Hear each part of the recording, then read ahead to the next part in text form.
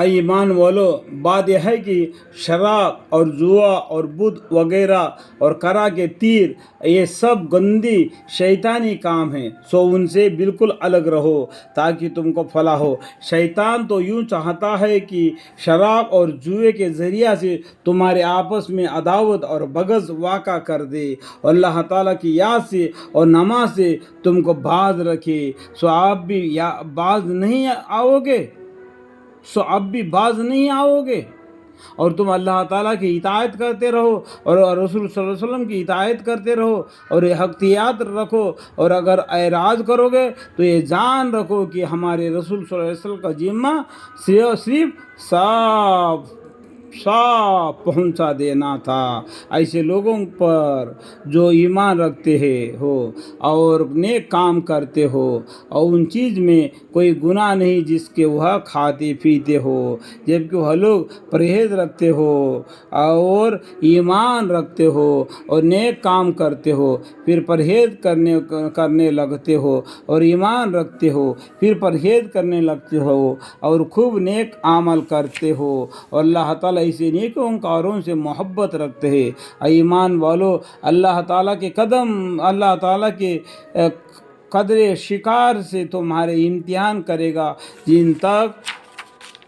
تمہارے ہاتھ اور تمہارے نیزے پہنچ سکے، تاکہ اللہ تعالیٰ معلوم کرے کہ کون شخص ان میں سے بن دیکھے اللہ سے ڈرتا ہے، سو جو شخص ان کے بعد حد سے نکلے گا اس کے واسطے دردناک سزا ہے۔ ایمان والو، وحش شکار کو قتل مت کرو جبکہ تم حالت احرام میں ہو، اور جو شخص تم میں سے اس کو جان بوجھ کر قتل کرے گا تو اس پر پاداش واجب ہوگی جو کہ مصادی ہوگی اس جانور کے جس کو اس نے قتل کیا ہے، جس کا فیصلہ تم میں سے دو معتبر شخص کرے، خواہ وہ پاداش خاص چوپائیوں میں سے ہو، بشرطے نیاز کے طور پر کعبہ تک پہنچایا جائے، خواہ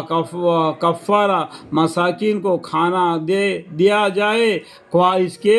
برابر روزے رکھ لیے جائے تاکہ اپنے کی کے شامت کا مزہ سکے۔ یہ دیکھو، یہ بات کے بیچ میں ہے نا، اس آیتوں کے بیچ میں بہت سے بات دبی ہوئی ہے،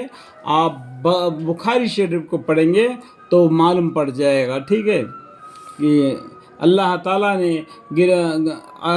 نے گزشتہ کو معاف کر دیا، اور جو شخص پھر ایسی ہی حرکت کرے گا تو اللہ تعالیٰ اسے انتقام لیں گے، اور اللہ تعالیٰ زبردست ہے، انتقام لے سکتے ہیں۔ تمہارے لیے دریا کا شکار پکڑنا اور اس کا کھانا حلال کیا گیا ہے، تمہارے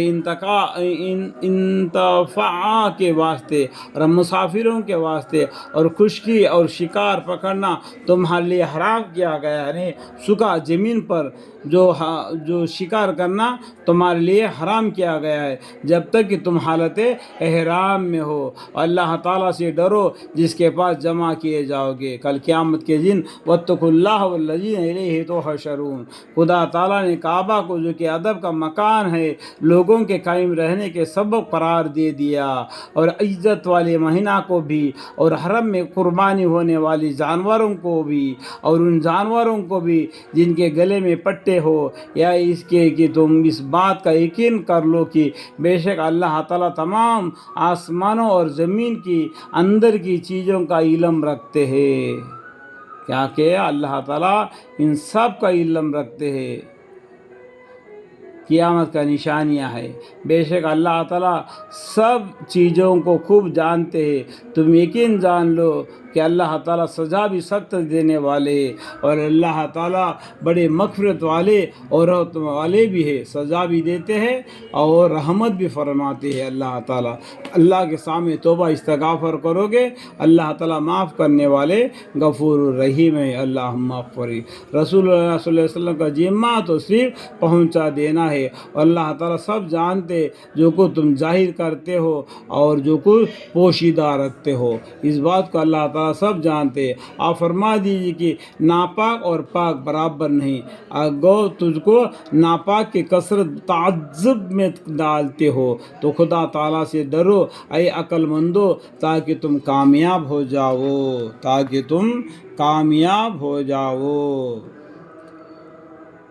اے ایمان والو ایسی فضول باتیں مت پوچھو کہ اگر تم سے ظاہر کر دی جائے تو تمہاری ناگوری کا سبب ہو، اور اگر تم زمانہ نزوال قرآن میں کارآمد باتیں پوچھتے تو تم سے ظاہر کر دی جاوے ان سوالات کا گزشتہ اللہ تعالیٰ نے معاف کر دیا، اور اللہ تعالیٰ بڑے مغفرت والے ہیں، بڑے علم والے ہیں۔ یعنی اس آیت کے بیچ میں بھی ہے نا کچھ بات دبی ہوئی ہے، اور بخاری شریف میں اس بات کا معنی کو معلوم